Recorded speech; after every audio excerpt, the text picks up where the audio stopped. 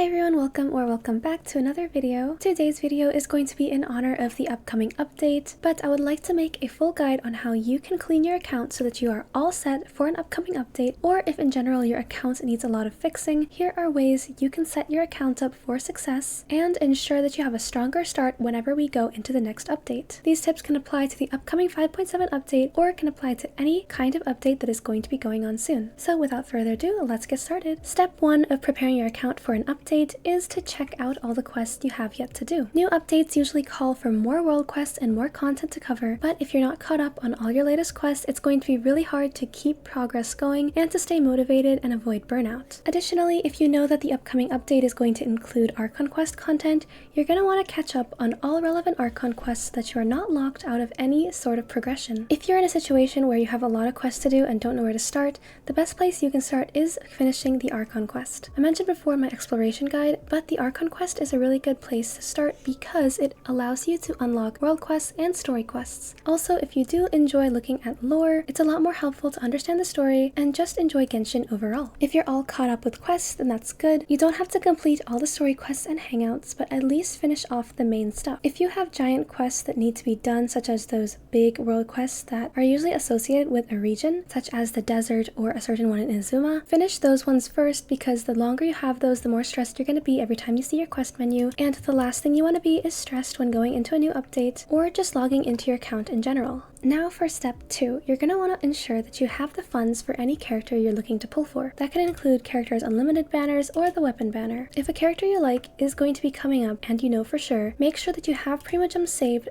but also have some extra primogems just in case you lose your 50-50 or in case you get the character at hard pity. Hopefully that won't happen, but if it does, it's always good to have extra funds on hand if ever a situation like that occurs, and if you don't want to wait for the rerun, just make sure you have primogems on hand so that you don't miss the characters that you want. Along with establishing funds for the next update, what you will want to do is have a pulling plan. For example, if you're not so sure on getting the character that's coming up, you need to have a backup plan in case you do end up pulling and you get the character. A lot of the times people pull to build pity, but I don't recommend it, just in case you get a character you don't want, but always have pulling plans to know how much you're going to spend so that you don't end up going broke, and in case there's a character in phase 2 that you particularly like, you want to make sure that you have all your leftover funds for them, but you also get the character you want in the first half. If you're also returning to Genshin after a really long break, this helps map out your primogem saving and spending, just because you have an idea of who you're saving for and what you're trying to achieve, and when you have goals in Genshin, you're more likely to want to achieve them because you get that feeling of accomplishment after saving up a lot of primogems and getting a character you like. So if you are lost and you don't know the direction where your account is going, just create a pulling plan and that should help out a ton, and also it will save you from those weird encounters where you want to pull for a character but don't have enough primogems left, or in case you accidentally get a character early and you still have leftover funds to spare. Alright, after that step, you're going to want to check out your artifact inventory. If your artifact inventory looks anything like mine and you have a bunch of random artifacts, or if you are at the maximum artifact capacity, it is your sign to start looking at artifacts and clearing them out. If you will be farming for a future character, you will want a lot of space in your artifact inventory so that you aren't interrupted during domains and you can smoothly farm for your artifacts. The best thing you can do is exchange your 5-star artifacts in the strongbox for artifacts of a set that you desire more, as well as clear out useless 4-star artifacts and put leveled 5-star artifacts in the transmuter. Now would also be a really good time to just go in and look individually at each artifact and determine whether you want to save it or keep it. My best advice for you personally is to look at an artifact and see if it has the stats you want and just keep it locked in order for you to come to that same artifact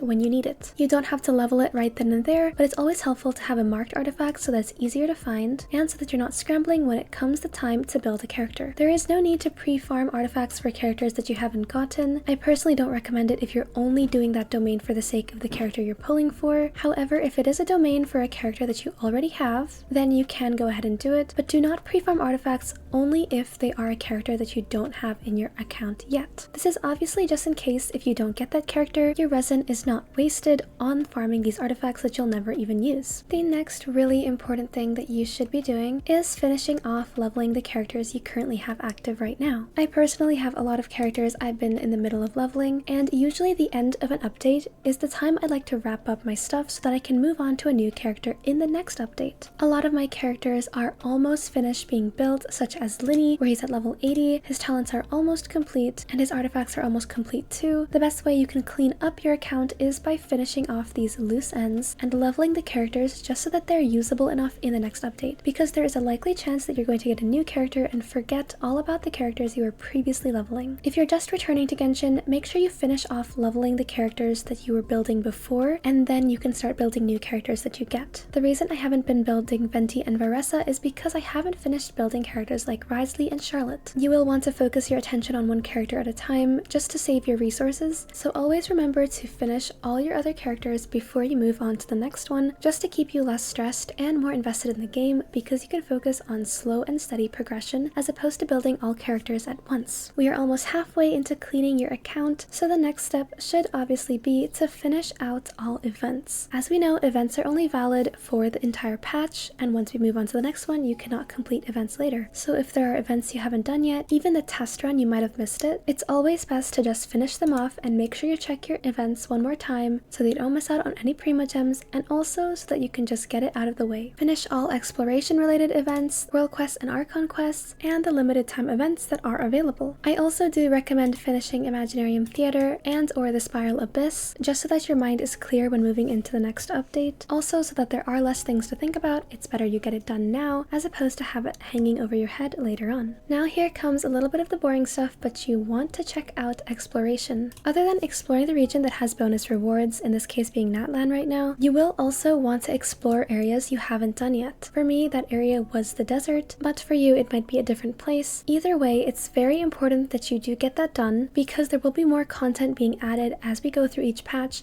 and if you have stuff like this, first you're missing out on a lot of rewards like primogems and mora, but you are also letting all the stuff pile up, and it'll be easier to get burnt out and want to leave Genshin. I really wouldn't wish this on anyone, so make sure you check out your exploration. Even if it's really slow and steady progress, just make sure that you're doing it. I feel like it's a very big accomplishment to have your exploration finished, so you will want to go into the next update with a very fresh mind and ready to start doing the content that they have to offer. The next thing that I feel like is not mentioned a lot, but you want to clear out your weapon inventory. I was just exploring a lot in Sumeru, and when I tried to pick up one of the weapons that I found in the open world, I got a warning saying that my inventory was full. Now, I didn't think that was possible because I barely pull on the weapon banner and don't pull in general, so I didn't think how my weapon inventory could fill up so fast, but yes, it can. All these random 1-star, 2-star, and 3-star weapons can just fill up in your inventory so fast, and the reason why I'm saying you should clean that out is because if you are planning to pull in the next update, a lot of the time you won't be able to pull smoothly. If you do plan to make pulls, whether that be on the character or weapon banner, because you always get weapons in the 10 pull, just make sure your weapon inventory is cleared out so that you aren't wasting your time clearing it out in the middle of a pulling session, and also so that you don't get stopped in the middle of your 10 pull just to have a warning saying that your inventory is full. I recommend getting rid of the 1-star and 2-star weapons just because you won't need them. Keep some of the 3-star weapons because we know some of them are pretty good, but just get rid of these ones down here because you know you're never going to use them, and instead of deleting them from your inventory, just use the XP to level up a different weapon. On the topic of checking out your inventory, you also will want to look at the materials that you have. If you are planning to pull for a character, now would be a good time to pre-farm resources that you have access to. You might want to pre-farm the enemy drops because those are really easy to get and you don't have to use resin for them, as well as farming mora from exploration because you're going to need it for leveling up talents, and all additional resources that you don't need resin to farm. The only resin material I recommend pre-farming is talent boss drops, and that's just because it takes a really long time to get the drops you need, but everything else you can wait until you get the character you desire and farm once you actually have that character on your account, just so that you don't waste any resources trying to farm for a character that doesn't even exist on your account yet. If you do manage to hop on Genshin for a little bit and you're kind of bored but you don't want to do any hardcore exploring or world quest grinding, one thing that I like to do is check out the Adventurer's Handbook and go over to enemies and just fight enemies that I have a lack of resources of. So I might look over here and check how many handguards I have, and then just do the navigation route and go through every single enemy until they have expired and they say they're respawning. I did that with these clockwork mechas and also with these tribal warriors, but you can do that with anything like specters. I think I like the specter farming route a lot, or honestly just any enemy that you know you don't have a lot of resources of. It's a good way to semi-passively farm and to not just go hardcore grindy. So that is just a tip, because I know that leveling up characters can be super frustrating, especially when you have to farm additional mob drops. So to alleviate that stress, just pre-farm things but do it in a calm and collected fashion, just so that that you aren't really stressed once a new update drops and that your account is nice and pristine so that you actually enjoy playing Genshin and you don't feel like it's a giant chore to log in and farm every day. The last thing that is highly crucial and that you all should do before going into a new update is to make sure you limit your Genshin playing time at least 1 to 2 days before the update drops. I didn't realize how important this was, but I learned the hard way because a lot of the time in the early Genshin days I would be so excited and just play hours and hours of Genshin, but the problem is once the update dropped, I was already too tired and too burnt out to want to enjoy the update to its fullest. So if you are really looking forward to an update and want to enjoy the most amount of it, I actually recommend taking a break, whether that be just logging in for commissions or stopping Genshin entirely. Just take a huge break from Genshin before the update drops, and that will clear your mind and make you feel more refreshed into wanting to log into your account, and you will enjoy the update playtime a lot more than if you were grinding hours before the update even dropped. This specific tip has gotten me through a lot of Genshin playtime, and on the times that I did farm a lot before an update, I did not feel motivated to complete the rest of exploration or world quests. So just ensure that you are taking a break so that your mind is super ready to tackle on new content and so that you're not quitting Genshin a week after the update drops. Please, please, please take care of yourself, guys. Your mental health is the most important, and do not let a game like Genshin stress you out. So if you are feeling tired, do not push yourself to farm. You guys know what's best for you, and always listen to yourself.